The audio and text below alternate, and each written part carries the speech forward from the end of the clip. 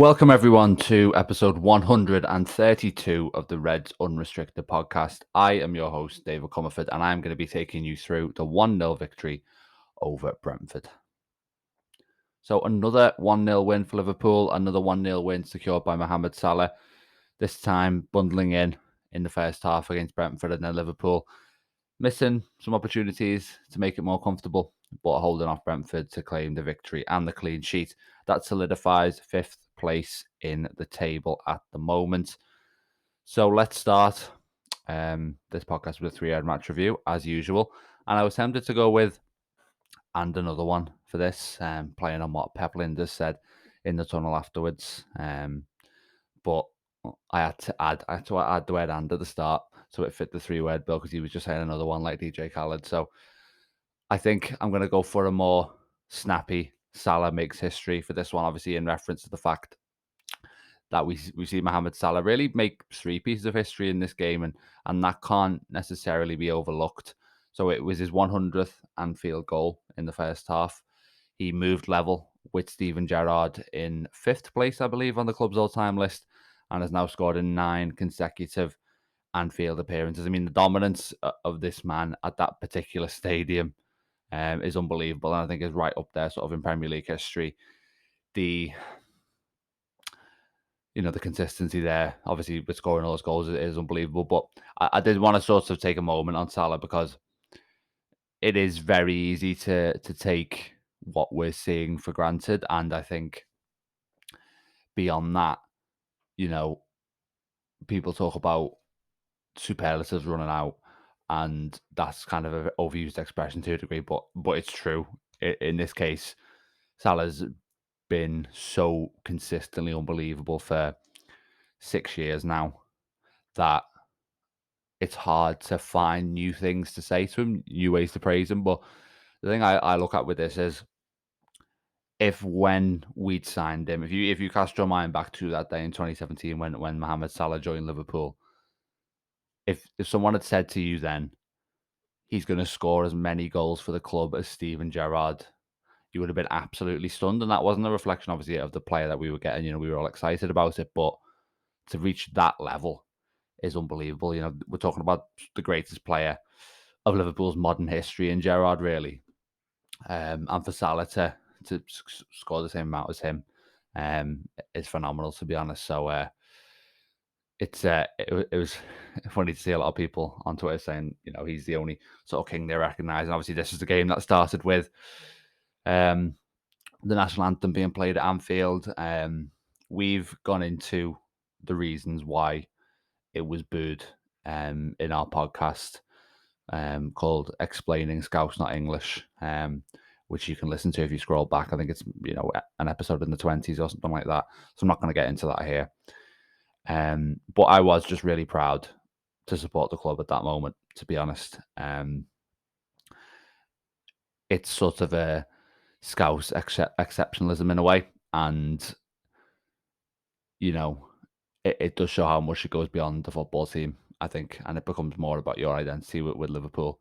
And I mean, in terms of the whole situation generally, I know a lot of people weren't happy that Liverpool were put in this position by the Premier League. I think it probably should have been down to the clubs how they wanted to market, just left to them. I think a lot of them would have played the anthem anyway. But yeah, Liverpool have basically been put in a position where they're going to be kind of preyed upon now by obviously the right wing press and their readership, I suppose. And some people will care about that a lot more than others. But I think the main thing yesterday was just a display of kind of Scouse identity, Scouse unity. And I did really enjoy it, to be honest. So let's move on to the actual football now. The thing that Klopp did that sprung a surprise yesterday was playing 4 attackers from the off. And I did wonder if it was going to be Curtis Jones playing in a 2 alongside Fabinho, which that would have been pretty bold. But looking at the heat maps and the average positions afterwards, it looks more like Cody Gakpo was effectively playing right centre midfield, which is even bolder than that.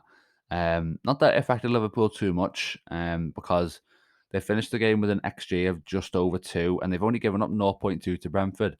And that figure is slightly surprising because the game felt very tense. It felt like Brentford were posing a big threat to Liverpool. And I think it reflects the fact that they just couldn't sort of, I think Carragher was saying in commentary, they couldn't get that final ball. Like they couldn't sort of affect Liverpool in the box. And that's why they weren't able to really threaten Alisson too much. In terms of Liverpool goal, I think smart from Van Dijk to head it back across. I mean, there's been games this season where he just needed to shoot and he tried to head it back across, but this time it definitely worked. Great pass from Fabinho too. Obviously, a bit of a throwback from him, that ball. And then Salah just about managing to score. One of a few moments in that game where I basically got my arms up in the air thinking it's a goal, and it's briefly not. And then, yeah, obviously, the couple of others would be when Trent played the ball over the top for Nunez, exceptional pass, and he's got to score, doesn't, and the frustration there. I mean, he looked like he was frustrated with someone else, but he was almost angry with himself, and it is still a mental game for him. And I think there was comments in the week. I don't want to get into Nunez fully here, but there was comments in the week from the coaching staff about how they keep telling him that he's doing, that he's doing well, that he needs to put less pressure on himself. I'm not sure that message has got through just based on that one moment. And then Gakpo. There was the one where Jota fizzed it across. It's sort of mad how it doesn't go in. I think it was at a slightly awkward height, the ball, in fairness, because you can't really direct it when it's with your knees. So it was just unfortunate, that one, I suppose. And then the one where he sort of, I think Hickey heads the ball basically to him under pressure from Salah, and he just snatches at that chance. So Liverpool definitely could and should have killed this one off. They didn't. One thing that impressed me about Brentford as well is, you know, this is a team who has the fourth lowest possession share in the league, 42.7%. They've come to Anfield and had 46%, so not far off, like a 50-50 split. And the striking thing about them is, while they are incredibly direct as a team, they can also kind of play out from the back under pressure. And that was impressive yesterday, like the technical ability the players had. Although maybe you think to yourself, do Liverpool need to be dominating that game a little bit more, really, and controlling it a bit more? The good thing is, when they were asked to defend the set pieces, which was obviously their undoing against Forest. I mean, how many long throws do we see here? Though they defended them absolutely brilliantly yesterday. A Brentford team who've ripped them apart from set pieces, certainly in the away games since they were promoted. But yeah, really well defended on those for Liverpool. And now Liverpool have won 123 and drawn 113. Sorry, not 113, drawn 13 at the last 136 games and leading Anfield, and haven't lost a single one, which is obviously a very imperious record. And another interesting stat from that game: 6 successive games, won 5 of them, the last 5 being by a single goal. The first team in the first team in the Premier League to do that since Birmingham in 2009. So we're going back 14 years there since that last happened, and it's just a lot of those games have been maybe more nervy than you would have wanted, but credit to Liverpool at least for being able to see them out. So we're going to get into the individual performances in a second, but before that, please do remember to give us a 5-star review if you're enjoying Reds Unrestricted. It only takes a second and it helps us out so much. And also, if you're listening on those audio platforms, subscribe to the podcast so it appears in your feed. And you can also press the notification button so you get a message every time we post a new episode. And remember, we have an email address as well, redsunrestrictedpodcast@gmail.com. Dead easy to remember. And it's also in the episode description as well if you want to send us anything on there to discuss, or any feedback or any questions, anything like that. So yeah, let's get into the players. We've already talked about Salah. I think Chris made a joke in our podcast chat about how the podcast could essentially be a copy and paste of Fulham, which isn't too far from the truth. I didn't want to lead with that, but I think it wasn't one with sort of outstanding individual displays, largely. But credit to Alisson, he keeps his 100 clean sheet for Liverpool. and he really commanded his box well, which is obviously a big requirement against Brentford, even if he didn't have necessarily particularly tough saves to make in this one. The centre backs did well against Ivan Toney, I think. He played really well yesterday in the sense of I think his playmaking was what stood out the most. You can look at Toney, you can see that he contests the second most aerial duels in the league and think he is just kind of the sort of direct target man kind of presence. But no, he's absolutely brilliant with the ball at his feet. Really sort of put on a showcase of that yesterday. But I think Liverpool did well, broadly speaking, against those Brentford attackers who've caused them so many problems in the past. And it was nice to see a successful offside trap as well for the goal, the disallowed goal for Mbuemo, which is obviously a part of Liverpool's identity is pushing up aggressively. So well done to Van Dijk for that. And then I wanted to touch on Trent briefly because he didn't necessarily have his best games in this new role yesterday. He made a couple of mistakes and he was beaten a couple of times. So, in his own half, not so much. But like you look at it and you think he's producing sort of a highlight reel of passes in a single game that you wouldn't get from most players in a season. And I've been thinking a lot this week about, who's Liverpool's most important player. And it's a debate we've had so much over the years, really. There's been people who've said Mo Salah. We mentioned the feats he's achieved earlier. There's been people who said Alisson. We've just said he's got 100 clean sheets. He's been Liverpool's player of the season this year. Without him, Liverpool would probably be in mid-table. You can look at Virgil van Dijk. Is the reason that Liverpool has struggled this season, that he's struggled? Is that a marker of his importance? You might take the same for Fabinho. Probably not on the same level as the other three, but there's certainly a few people who would say he's right up there still in terms of his importance. But I think that Trent might just take the cake on this one. And I think you look at the upturn in performances and results and dominance of football matches since this position change. And that points to, I think, this effectively being Trent's team. And what I mean by that is he is the player who is the creative hub. He has more touches, more passes than anybody else. So it's not a surprise that his individual form is so closely tied to that of the team. And I think we've sort of seen that throughout his Liverpool career. I mean, 18-19, 19-20, he's excellent Liverpool, unbelievable. The following season, he has a dip until the run-in. And that basically mirrors Liverpool's form. Liverpool really sort of struggled that year, sort of between, certainly between January and kind of April and May. And he's probably in what was up to this season the worst part of Liverpool career in terms of form in that spell. But then when he picks up, Liverpool puts the run together to secure top four that year. And it's been virtually exactly the same this year, except with a change of role this time. And just watching it, it just feels like it's his side. It feels like we can almost be on the Steven Gerrard trajectory where he is kind of the dominant presence within the team. And that's exciting, I think, in a way. I just think that as kind of the chief playmaker, he is really establishing himself now as the one who dictates his team's fortunes the most. Everything seems to run through him. So really, the change of system from Klopp has sort of settled that long running debate, I think. But we'll see. I suppose next season, most people might disagree with that.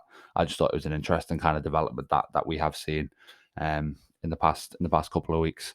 And I know stats, by the way, that we saw in the first half in terms of, I can probably get them up actually. So, since he sort of changed role into this kind of midfield position, he's completely kind of dominating the Premier League charts. I've got it here. So, first for assists, chances created, passes in the opposition half, entries into the penalty area, possession won, and touches. So, he is just kind of, I mean, it was a surprise to not see him nominated for the Player of the Month award for April, really, on that basis.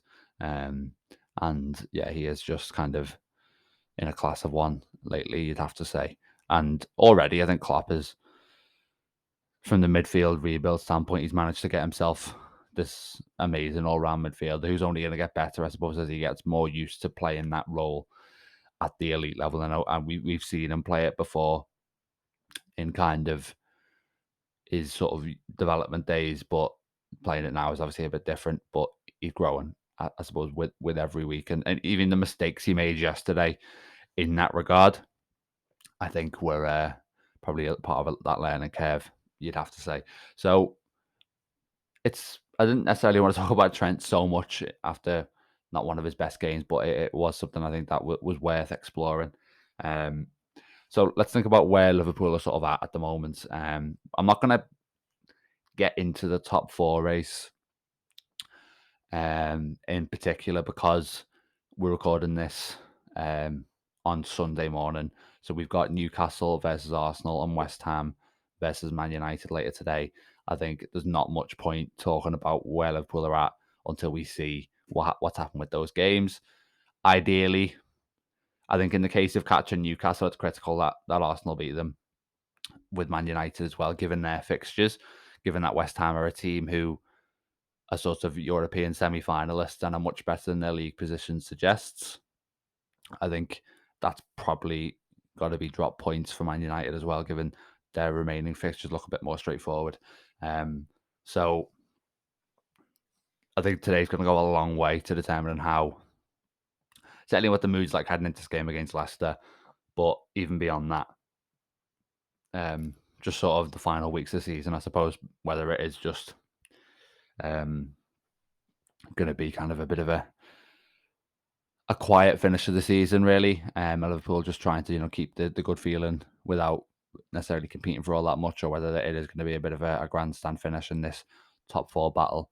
And in the Premier League as a whole, is it going to be a title race, or is it going to be a top four race, or is there just going to be that relegation battle on the last day of the season, I suppose, as well. One thing I will say is, regardless of top four, independence of that, I think last season we saw that, and I've probably made similar points to this before on the podcast, but last season we saw that when a season ends badly, and last season was sort of as devastating as you can sort of imagine for a final week, certainly at the elite level, with the way the last day of the Premier League played out.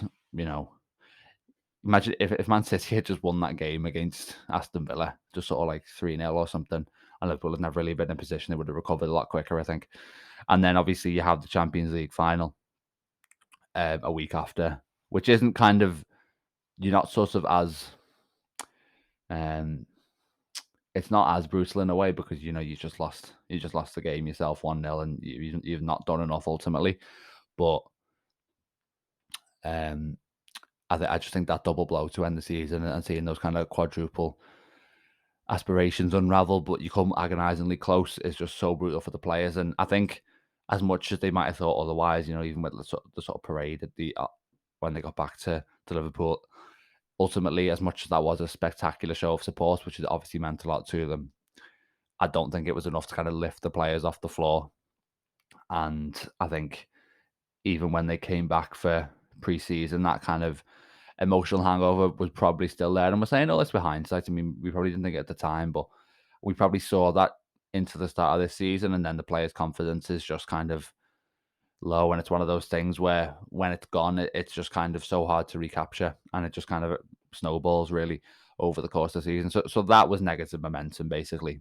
Long story short, this season, I think, even if there is disappointment of not getting top four, of having to play in the Europa League next year, I think Liverpool can sort of carry more positive feeling into next year. I think they've reminded the league with this sequence of how good they are. And also, crucially, on the kind of confidence point, reminded themselves. And I think that can be a really positive platform to kind of carry that optimism into the off season, into next year, when we're going to see the cavalry arrive in the transfer market as well, which we've seen countless times give players a boost. So I think Liverpool could actually sort of be laying the foundations, not just in terms of system change, but also in terms of their kind of mindset for next season already. And that's why I think this run of form that some people are worried may count for nothing. And again, we'll see what happens in the games later today. But this run of form may be actually a lot more valuable than just kind of league position for this year, which I think is something worth touching on. But yeah, we're coming to the end of the podcast now. If you've been watching this podcast on YouTube, then please do subscribe to the channel. We post our episodes in full every week. And you can also please like the video and drop us a comment as well with your sort of thoughts on Liverpool's current situation, the game against Brentford, anything like that. And yeah, similar really for the audio. And you can get notifications every time we upload as well on there. So we're coming towards the end of the season now. It was sort of striking look at the table yesterday and saying that Liverpool have played 35 matches. Now we really are in coming up to the final few games. But make sure you follow us just for the final weeks of the campaign to see where Liverpool end up and see, like I said before, what the kind of mood is going to be like headed into what is that crucial summer. But yeah, until the next one, hope you enjoyed this episode and take care.